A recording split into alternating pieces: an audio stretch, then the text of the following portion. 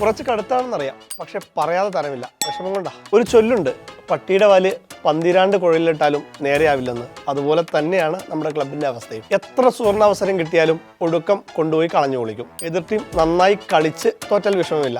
ഇതങ്ങനെയല്ല, നമ്മളായിട്ട് ഇട്ട് കൊടുക്കുന്നതാണ്. ചിലപ്പോൾ ഓൺ ഗോള്, ചിലപ്പോൾ മിസ്പാസ്, അങ്ങനെ. പിന്നെ എന്തൊക്കെ പറഞ്ഞാലും ഈ തോൽവിയിൽ ആരാധകർക്ക് അത്ര വലിയ വിഷമമൊന്നും ഉണ്ടാകാൻ സാധ്യതയില്ല. 10-11 കൊല്ലമായിട്ട് ഇത് തന്നെയാണുള്ള അവസ്ഥ. സെമിയോ ഫൈനലോ വല്ലോ നമ്മൾ ജയിച്ചാലേ ഇപ്പോൾ അത്ഭുതമുള്ളൂ. തോറ്റാൽ ആസ് വി എക്സ്പെക്റ്റഡ് എന്നൊരു മൂഡാണ്. Kerala Blasters getting knocked out in the Kerala Blasters way. കളി കഴിയുന്നതിന് മുമ്പേ കമന്ററി ബോക്സിൽ കേട്ട വാക്കാണത്. ബ്ലാസ്റ്റേഴ്സ് ലാസ്റ്റ് ബ്ലാസ്റ്റേഴ്സ് തന്നെയാകുമെന്ന് പറയാൻ ജ്യോതിഷമൊന്നും പഠിക്കണ്ട. ഇനി മത്സരത്തിലേക്ക് വരുമ്പോൾ രാജസ്ഥാനെയും ഡൽഹിയും ഒക്കെ തോൽപ്പിച്ച് മൈൻഡ് കോൺഫിഡൻസിലാണ് ബ്ലാസ്റ്റേഴ്സ് നിർണായക മത്സരത്തിന് മുംബൈക്കെതിരെ ഇറങ്ങിയത്. ഒരു സമനില മതിയായിരുന്നു സെമി ഫൈനൽ സ്പോട്ടിന്. ഡേവിഡ് കറ്റാലയെ കുറ്റം പറയാനൊക്കില്ല.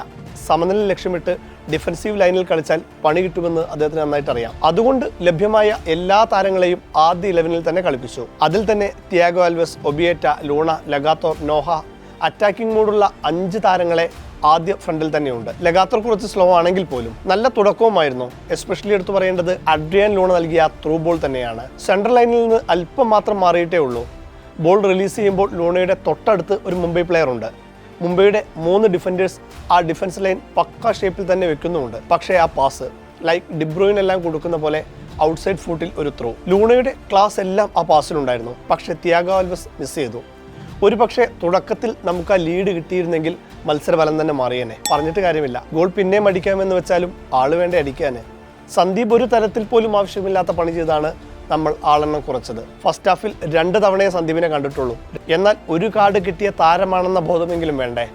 വിക്രം പ്രതാപിനെ ജേഴ്സി പിടിച്ച് വലിച്ചിട്ടതിന് അടുത്ത് കിട്ടി. ഇനി സന്ദീപിനെ മറികടന്ന് വിക്രം പ്രതാപ് പോയാൽ തന്നെ ഒരു ഗോൾ ഏരിയയിലായിരുന്നില്ല ആ താരമുണ്ടായിരുന്നത്. നമ്മുടെ മറ്റ് ഡിഫൻഡേഴ്സ് കൃത്യമായ പൊസിഷനിലും ഉണ്ടായിരുന്നു. എന്നിട്ടും പിടിച്ചു വലിച്ചിട്ടും കാർഡും വാങ്ങിപ്പോയി. അമേറണാവാടെ ഫിറ്റില്ലെന്ന് കരുതാം, പക്ഷേ സബ് ലിസ്റ്റിലും ഉണ്ടായിരുന്നില്ല. അതുകൊണ്ട് തന്നെ ഐബനും നവോച്ചയും അടക്കമുള്ള താരങ്ങൾ ഉണ്ടായിട്ടും സന്ദീപിന് പിന്നെയും അവസരം കിട്ടുന്നത് ഇന്ത്യൻ ക്രിക്കറ്റ് ടീമിൽ ഹർഷിത് റാണ, അജിത് കാർക്കർ കോമ്പിനേഷനൊക്കെ ഓർമ്മ വരുന്നു. ആ ഒരൊറ്റ റെഡ് കാർഡ് മൊമെന്റിലൂടെ ബ്ലാസ്റ്റേഴ്സിന് പെട്ടി പാക്ക് ചെയ്യേണ്ടി വന്നു. ഡഗ്ഔട്ടിൽ കറ്റാല ബോട്ടിലെല്ലാം ദേഷ്യത്തോടെ എറിയുന്നത് കാണാമായിരുന്നു. ക്രൂഷ്യൽ മാച്ചിലെ അനാവശ്യ റെഡ് സെക്കൻഡ് ഹാഫ് ഫുൾ 10 പേരുമായി കളിക്കേണ്ടി വന്നു ബ്ലാസ്റ്റേഴ്സിന്. പിന്നെ കറ്റാലയ്ക്ക് ഡിഫൻസ് മൂഡ് പിടിക്കുകയല്ലാതെ തരമുണ്ടായിരുന്നില്ല. നോഹ, തിയാഗോ, കോറോ, ലൂണ എല്ലാവരെയും സബ് ചെയ്തു. അതോടെ ബ്ലാസ്റ്റേഴ്സിൻ്റെ ഒരു ഹോൾഡ് ചെയ്ത് കളിക്കാനുള്ളൊരു താരങ്ങളില്ലാതെ പോയി. മുംബൈ ആണെങ്കിൽ കംപ്ലീറ്റ് അറ്റാക്കിംഗ് മൂഡിലേക്ക് വരികയും ചെയ്തു. അതിനിടയ്ക്ക് ഒരു ഗോൾ കയറേണ്ടതായിരുന്നു. ഐബൻ ചെസ്റ്റ് ട്രാപ്പ് ചെയ്ത് എടുത്ത് ഒരു ബാക്ക് പോസ്റ്റ് നൽകാനുള്ള ശ്രമം ഹുവാന്റെ ടൈംലി ക്ലിയറൻസിലാണ് രക്ഷപ്പെട്ടു പോകുന്നത്. അങ്ങനെ എന്തെങ്കിലുമൊക്കെ ഉണ്ടാകുമെന്ന് ബ്ലാസ്റ്റേഴ്സ് ആരാധകരുടെ ആശങ്കയും ആദ്യമൊക്കെ അധികം വൈകാതെ തന്നെ സംഭവിക്കുന്നുണ്ട്. മത്സരം തീരാൻ 3 മിനിറ്റ് ബാക്കിയുള്ളപ്പോഴാണ് ആ ഗോൾ വരുന്നത്. അതും ഒരു ഓൺ ഗോളാണ് എന്നതാണ് ഏറെ വിഷമം. ബോക്സിലേക്ക് വന്നൊരു പന്തില് ഫ്രെഡിക്കും സഹീഫിനും ഉണ്ടായ ഒരു മിസ്കമ്മ്യൂണിക്കേഷനാണ് ആ ഗോളിൽ കലാശിച്ചത്. കറ്റാല വെള്ളക്കുപ്പി ചവിട്ടി തെറിപ്പിക്കുന്നത് കാണാമായിരുന്നു. അതുപോലെ 2 അടി നമ്മുടെ താരങ്ങൾ പോസ്റ്റിലടിച്ചിരുന്നെങ്കിൽ ഗോളെങ്കിലാകുമായിരുന്നു. അതുവരെ മികച്ച സേവ് നടത്തിയിരുന്ന നോറ പാവം. ഈ സൂപ്പർ കപ്പിലെ ഏക പോസിറ്റീവും നോറയാണ് ബ്ലാസ്റ്റേഴ്സിനെ സംബന്ധിച്ചിടത്തോളം. കഴിഞ്ഞ സീസണിലൊക്കെ വൻ മിസ്റ്റേക്ക് വന്നൊരു ഏരിയയായിരുന്നു ഗോൾ പോസ്റ്റില്.